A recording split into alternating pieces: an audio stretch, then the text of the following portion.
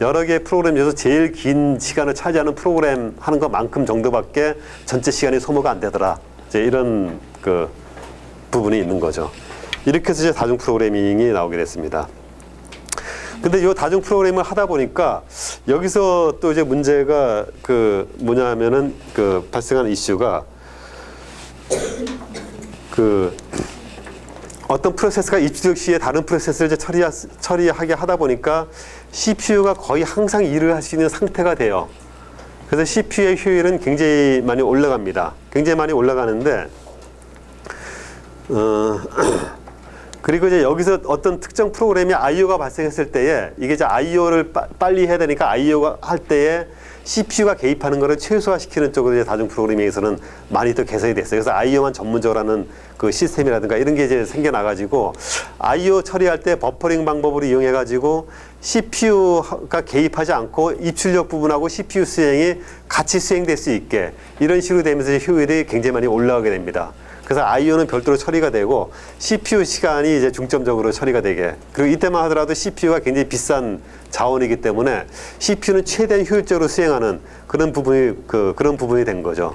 이렇게 하다 보니까 이제 그 만들어지는 이슈가 그 여러 개의 프로그램을 이제 그 실행을 시켜줘야 되는데 어떤 순서로 어떻게 실행을 시켜주는가가 굉장히 중요하게 돼요. 그래서 잡 스케줄링이라는 이슈가 나오게 되고, 이 잡 스케줄링은 이제 프로세스 스케줄링하고 같이, 그 CPU 스케줄링하고 같이 이제 연관돼서 다뤄지게 되고, 요거는 우리가 중간고사 끝나고 그 바로 다음 시간에 우리가 5장에서 배우게 되는 그런 내용입니다.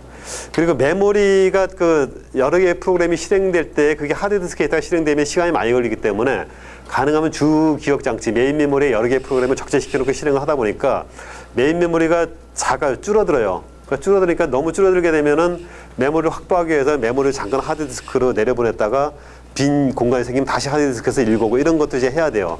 근데 그런 거를 할 때에 한번 하드디스크로 내렸다가 다시 읽어오게 되면은 시간이 많이 걸려요. IO한테 그 시간도 많이 걸리고. 그래서 그 시간을 가급적 줄여줘야 되는데 어떻게 하면 그거를 줄여줄 수 있는가? 거기에 대한 이슈가 메모리 매니지먼트 이슈가 돼요. 그래서 메모리 매니지먼트는 그 여러 개의 프로그램 중에서 하나를 갖다가 지워야 된다. 공간이 부족해서 그러니까 하드디스크 내려야 된다. 그랬을 때 어떤 프로그램을 내리느냐에 따라 가지고 가급적이면 다시 금방 사용되지 않을 프로그램을 내려야 되죠. 그래서 그거를 어떤 개념으로 어떻게 정하느냐 이제 이런 것들이 메모리 매니지먼트의 이슈로 등장을 하게 돼요. 예. 네?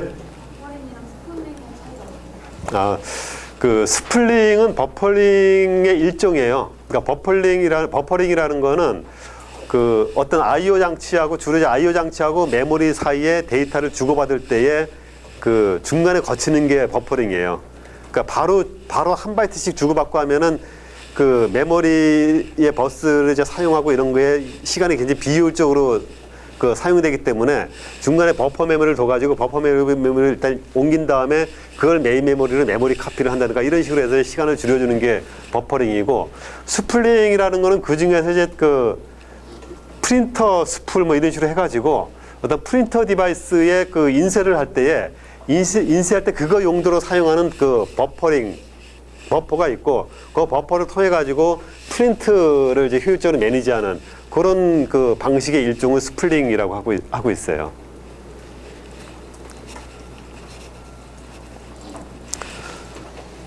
네, 그래서 이제 그 멀티 프로그래밍을 하다가 이제 그런 문제를 해결하기 위해서 시분할 시스템이 나오게 되고요. 그 시분할 시스템이 나온 계기는 그 일괄처리 시스템에는 그 결과가 나와야만 출력을 볼 수 있으니까 중간에 유저 개입을 못 한다는 부분.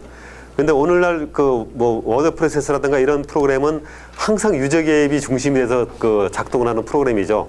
그러니까 유저가 글자도 입력해야 되고 편집도 해야 되고 그러니까 이런 프로그램이 대부분이기 때문에 일괄처리는 이런 프로그램에 안 맞는다라는 거고, 그래서 나온 게 이제 다중 프로그래밍이고, 근데 다중 프로그래밍을 하다 보니까 CPU의 효율은 굉장히 올라가는데 특정 프로그램이 CPU를 독점 사용할 때에 다른 사람이 어떤 뭐 많이 기다려야 된다든가 이런 문제가 발생한다라는 거죠.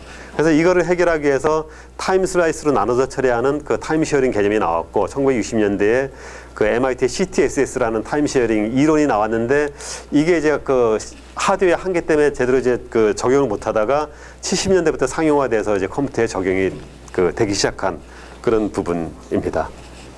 그래서 이 타임 쉐어링은 가장 큰 장점이 대화식 응용 프로그램의 경우 그 이제 CPU 시간은 적고 입출력 그 대화 처리를 하는 시간이 대부분인데 대화 처리는 CPU를 잡아먹는 게 아니라 사용자가 개입하고 어떤 I/O 디바이스가 이제 실행되는 그런 시간들이 대부분이죠. 그래서 그런 것들의 특징을 이용해서 요 시그널 그 시스템을 이제 구현을 하게 된 거고요. 그래서 요거를 구현하다 보니까 여러 사용자가 이게 이제 터미널 개념이죠. 개인 모니터를 통해서 시스템에 동시에 접근해서 사용을 하는 게 가능해졌고 그리고 CPU는 번갈아 가면서 이 그 프로세스들을 프로그램들을 처리하고 있는데 사용자가 느끼기에는 마치 자기가 굉장히 빠른 컴퓨터를 혼자 독점해서 쓰는 것처럼 착각할 수 있는 그런 정도의 어떤 그 스피드와 효율성을 제공을 해주게 됩니다. 그러다 보니까 이게 이제 이렇게 하면서 CPU의 효율성과 사용자의 빠른 응답 시간, 즉 사용자의 그 편의성을 동시에 추구해 줄 수 있는 그런 솔루션이 된 그런 이제 셈입니다.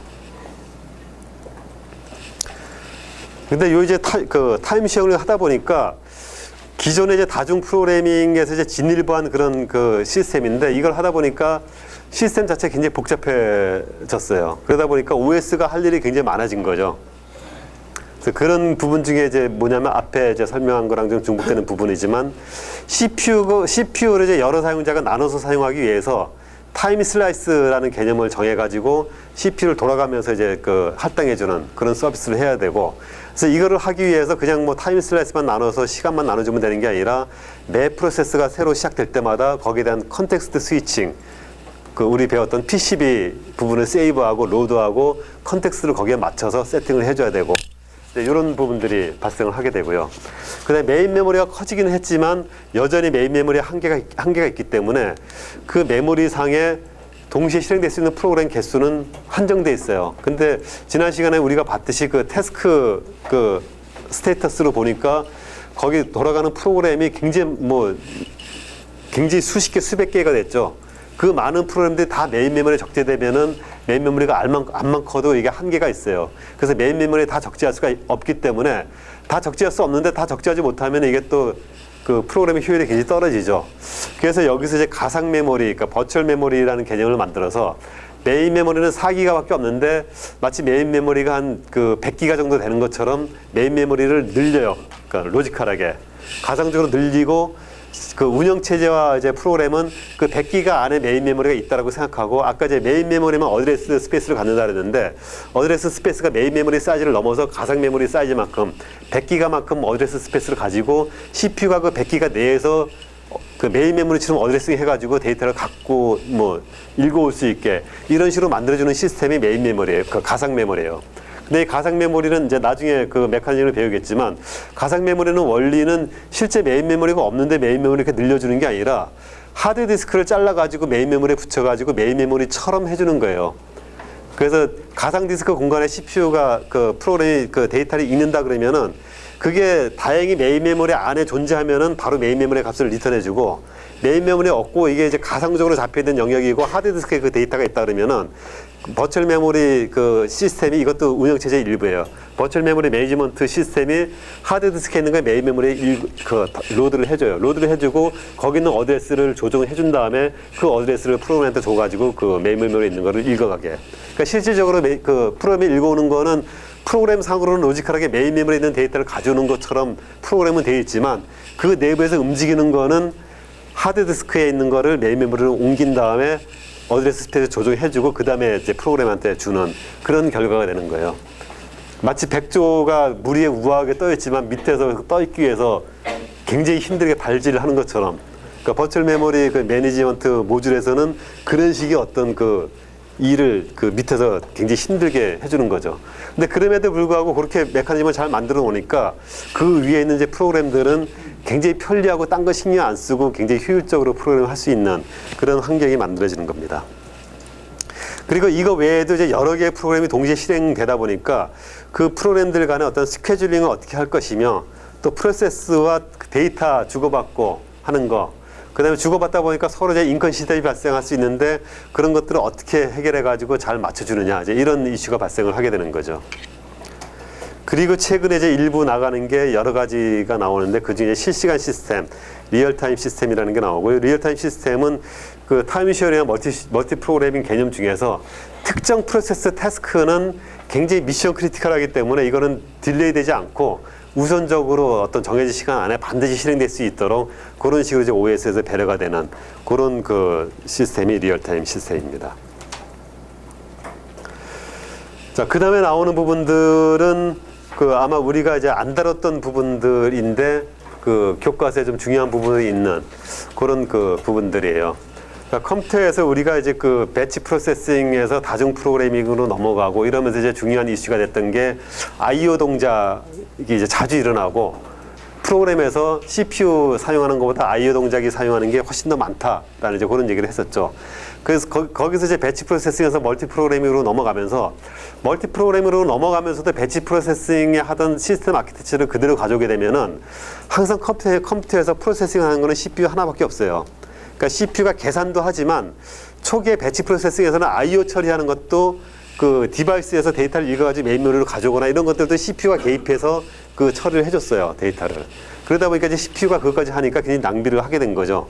그래서 이 I/O 처리를 하면서 이제 멀티 프로그래밍으로 가면서 이제 많이 연구됐던 게 I/O 장치하고 CPU를 그 병행 실행하는, 그러니까 컨커런트하게 실행하는 그런 어떤 메커니즘이 많이 연구가 됐어요. 그러면서 이제 여기에서 특정 그 어떤 그 I/O를 처리할 때에 I/O의 모든 거를 CPU가 개입해서 처리하는 게 아니라 CPU는 독립적으로 있고 어떤 I/O가 발생하는 거, I/O라는 건 하나만 있는 게 아니라 유저가 터미널에서 키보드 입력하는 것도 I/O고 어떤 파일을 읽어드리는 것도 I/O고 그 다음에 프린트하는 것도 I/O고 파일에 라이트하는 것도 I/O고 그러니까 여러 가지 종류의 I/O가 있죠. 하다못해 마우스 움직이는 것도 마우스 신호를 읽어드리는 거기 때문에 그것도 I/O예요. 그래서 그런 것도 이제 I/O가 일어나는 거를 디바이스라 그래요. 그래서 디바이스라 그러고 그 디바이스마다 디바이스를 제어하는 디바이스 컨트롤러가 있어요.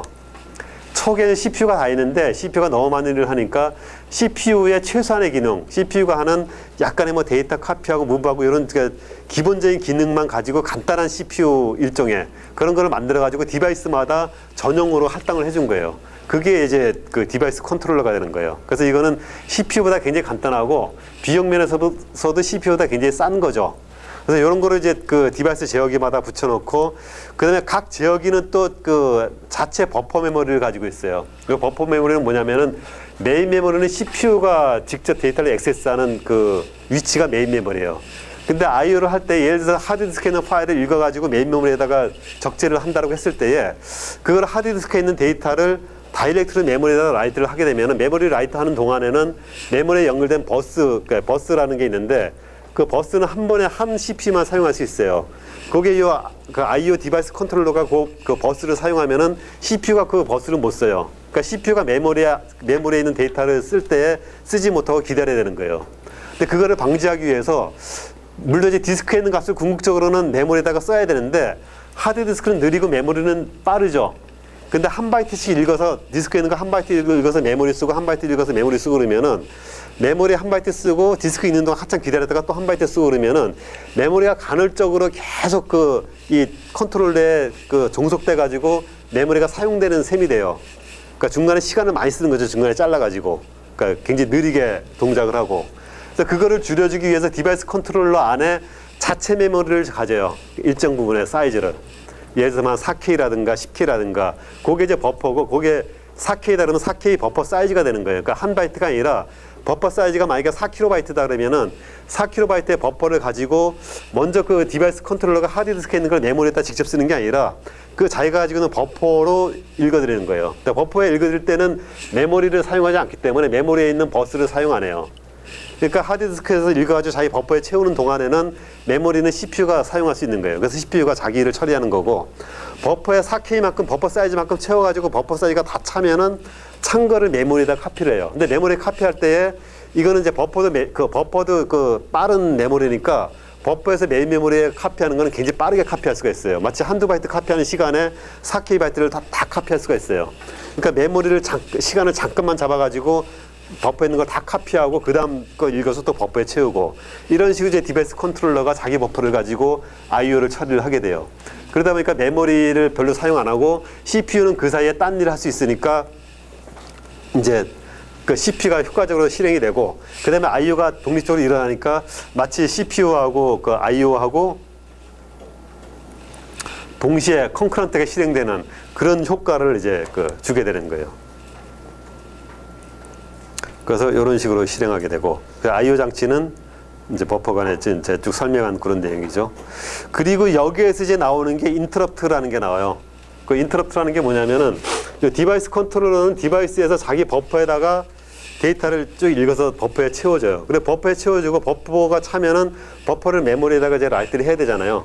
근데 그거 이제 메모리를 직접 액세스하기 때문에 그거는 CPU를 통해서 라이트를 해야 돼요.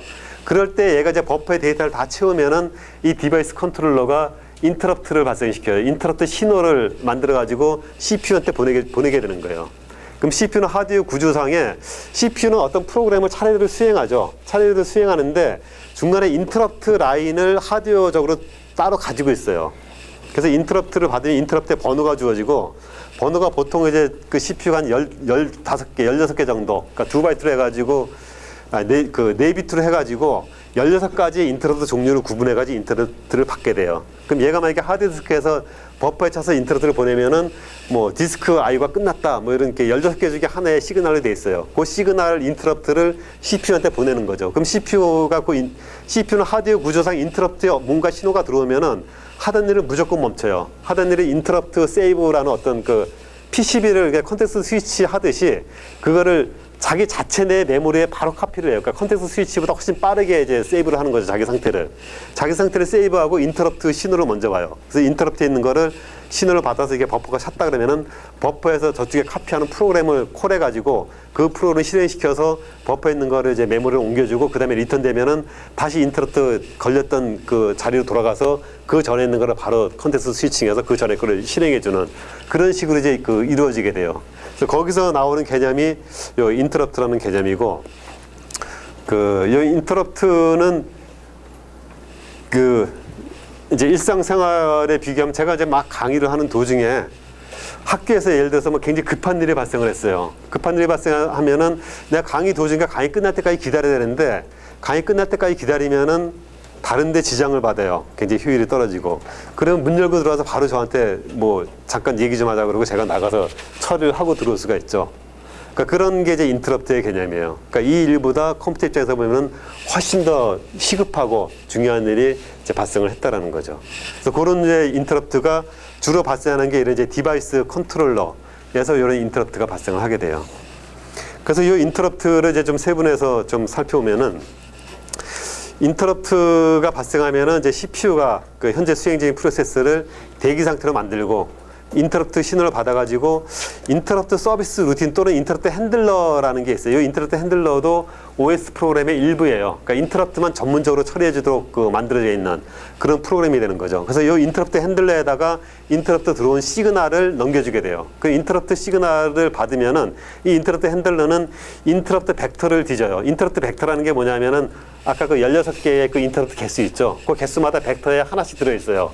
만약에 16개의 인터럽트가 있다면은 16개짜리 벡터 테이블이 있어가지고 벡터 테이블에 그 어떤 인터럽트 벡터는 뭐 그 프린트하는 거, 어떤 인터럽트 벡터는 그 유저 키보드 입력 받아오는 거, 어떤 인터럽트는 마우스 인풋 받아오는 거, 이런 식으로 이제 인터럽트가 종류에 따라서 쭉 그 벡터 테이블에 있는 거죠. 그럼 그 벡터 테이블에서 있는 걸 찾아가지고 그 벡터 테이블에 있는 인덱스를 쫓아가면은 그 인터럽트를 처리해주는 인터럽트 핸들러 프로그램이 이제 실행이 돼요. 그래서 그 프로그램을 이제 실행해주고 이것도 이제 컨텍스트 스위칭이 되는 거죠. 실행해주고 끝나면은 다시 그 전 상태를 복원해가지고 CPU가 처리해주는 그런 식으로 인터럽트가 이제 구성이 되게 됩니다.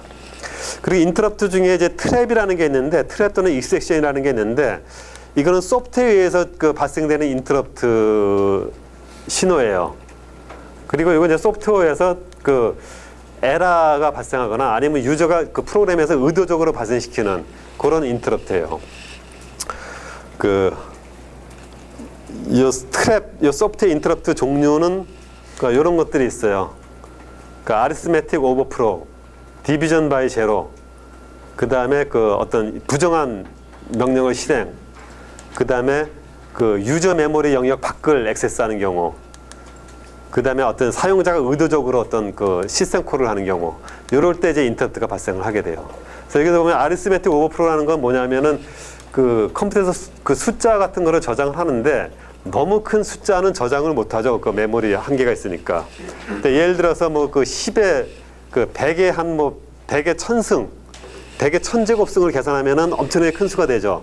그거를 계산하면은 그 오버프로가 수학적으로 컴퓨터에서 처리 못하는 숫자가 되기 때문에 오버프로가 돼요. 그때 이제 그런 프로그램이 발생하면은 아리스메틱 오버프로라는 인터럽트가 발생을 하고, 이 인터럽트가 발생하면 프로그램이 스탑해요. 그러니까 죽고, 뭐 유닉스 같은 데다 보면은 이거 에러 처리를 그 익셉션 핸들러 루틴을 안 넣어주면은 소위 말하는 코어 덤프드라는 거, 그게 뜨고 이제 프로그램이 죽어버리죠, 그냥. 그걸 처리해주는 게 OS의 이 소프트웨어 인터럽트 처리 루틴이 따로 있어가지고 그 처리 루틴이 그런 일들을 해주는 거예요. 그 디비전 바이 제로는 숫자를 어떤 특정 숫자를 0으로 나눴을 때 0으로 나눴을 때 이게 무한대 숫자가 나오죠. 그러니까 그거는 이제 수학적으로 존재할 수 없는 숫자가 되기 때문에 그럴 때 이제 디비전 바이 제로 그 인터럽트가 발생해서 마찬가지로 코어 덤프가 되고 이제 프로그램이 죽는 이제 그런 현상이 발생해요. 그리고 일리갈 인스트럭션 수행이라는 거는 이거는 그 이제 C 프로그램 같은 거 할 때 많이 발생해요. C 프로그램 같은 거 하면은 C 프로그램에는 포인터라는 변수를 사용하죠. 그러니까 주소 변수를 사용하는데 그 주소가 가리키고 있는 곳에 어떤 데이터가 있는데 그 주소가 가리키고 있는 데이터에 한 10바이트 정도의 데이터가 있는데 내가 20바이트를 써버렸어요. 그럼 10바이트를 넘어서 이제 나머지 10바이트는 이 데이터에 잡혀있지 않는 영역인데 그거를 이제 C 프로그램에서는 에러 처리 안 하고 라이트를 하게 만들어줘요. 내줘요. 근데 침범한 10바이트가 어디에 10바이트를 침범했는지 몰라요. 경우에 따라서는 데이터 코드 영역이 될 수도 있고 아니면 다른 엉뚱한 데이터 영역이 될 수도 있어요. 근데 이 일리갈 인스트럭션은 그게 이제 침범한 영역이 프로그램 코드가 있는 영역을 그런 식으로 침범했어요. 어드레스에 의해서 잘못 그 라이트를 해가지고. 그러면 거기 어떤 수행 코드가 있는데 수행 코드가 다른 값으로 바뀌어져 있겠죠. 그러면 컴퓨터에 없는 수행 명령어가 읽힐 수가 있어요. 그 단계에 수행할 때. 그때 이제 일리갈 인스트럭션이라는 그 에러가 뜨면서 마찬가지로 인터럽트가 발생하고 프로그램이 이제 죽고 코어 덤프 되면서 그 죽는 그런 게 발생을 합니다. 요거 이제 유저 메모리 스페이스를 이제 초과하는, 일리갈 인스트럭션이 그거고, 이 유저 메모리 초과하는 거는 마찬가지로 포인트에서 자기가 잡았던 유저 영역 밖으로 벗어나서 라이트를 하려고 할 때, 그때는 이제 시스템 영역이 돼버리는 거죠. 그럴 때 이제 이런 그 에러가 발생을 하게 됩니다. 그리고 유저 리퀘스트라는 거는 우리가 쉽게 그 전에 배울 때 우리가 그 유닉스 시스템 함수 호출할 때, 예를 들어서 뭐 프린트라든가 이런 거 할 때 그 유닉스 시스템 함수 호출하는 거 있죠. 그것도 호출하는 방식이 이런 인터럽트에 의한 방식으로 구현이 되어 있어요. 그래서 그것도 그 인터럽트의 일종으로 그렇게 보게 됩니다. 그 타이머, IO, 하드웨어 페일러 이런 것들은 이제 하드웨어 인터럽트가 되는 거죠. 이 타이머라는 거는 어떤 CPU가 지나치게 많은 이제 CPU를 뭐 잡아먹는다든가 이랬을 때에 OS에서 타이머를 걸어가지고 그 시간이 지나면은 강제적으로 인터럽트를 걸어가지고 프로그램을 뭐 스탑시켜주거나 이런 식으로 처리를 하고, IO는 아까 같은 경우, 그러니까 디스크에서 버퍼에 읽어가지고 메모리를 이제 옮길 필요가 있을 때 IO 인터럽트를 발생하는 거고, 하드웨어 페일러는 이제 하드웨어에 뭐 과전류가 흘렀다든가 또는 어떤 특정 레지스터가 하드웨어로 고장났다든가 이랬을 때 이제 이상 신호가 오면은 거기에 의한 이제 인터럽트가 발생하는 그런 부분입니다. 그리고 이제 그 컴퓨터의 스토리지 메모리 구조 부분이 있는데, 이 스토리지에서 우리가 이제 배웠던 거는 주기억 장치하고 보조기억 장치를 주로 배웠어요. 주기억 장치는 메인 메모리고 보조기억 장치는 이제 대표적인 게 하드디스크 이렇게 돼 있죠. 근데 그거 외에 CPU 안에 레지스터에 대해서도 몇 번 언급을 했었죠. 근데 레지스터라는 거는 따로 메모리 그 어떤 그 주소 공간이 있는 게 아니라 CPU 내에서 임시적인 어떤 작업을 하는데 필요한 일시적인 데이터를 저장하기 위해서 사용되는 작은 공간, 작은 메모리 영역이 레지스터예요. 레지스터는 CPU에 하나만 있는 게 아니라 여러 개가 있어요. 뭐 컴퓨터 종류에, 칩 종류에 따라 가지고 작은 거는 CPU가 한 뭐 10개만 있는 것도 있고 많은 거는 뭐 몇십 개 있는 것도 있고, 그리고 여기 있는 레지스터는 주소에 의해서 어드레싱 되지 않고 미리 딱 정해져 있어요. 레지스터 이름이 정해져 있어요. 그래서 이름으로 그 어드레싱을 해요.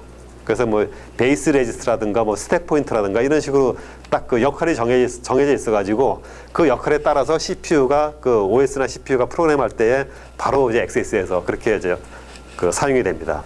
그리고 주기억 장치는 메인 메모리 그고 램에 해당되는 그런 영역이고 CPU가 그 직접 접근할 수 있는 유일한 메모리고 그다음에 CPU 프로그램에서 사용하는 주소 공간을 가지고 있고 이런 식으로 되는 게 주기억 장치예요.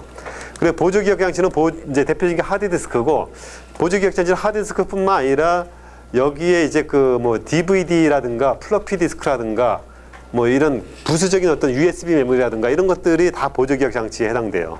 이런 식으로 나눠져 있고 요거를 레이어별로 나타내면은 이렇게 됩니다. 제일 위에 레지스터가 있고 여기 메인 메모리 있죠. 그리고 이제 그 솔리드 스테이트 디스크, 마그네틱 디스크, 그다음에 옵티컬 디스크 이거는 이제 CD, DVD 이런 거죠.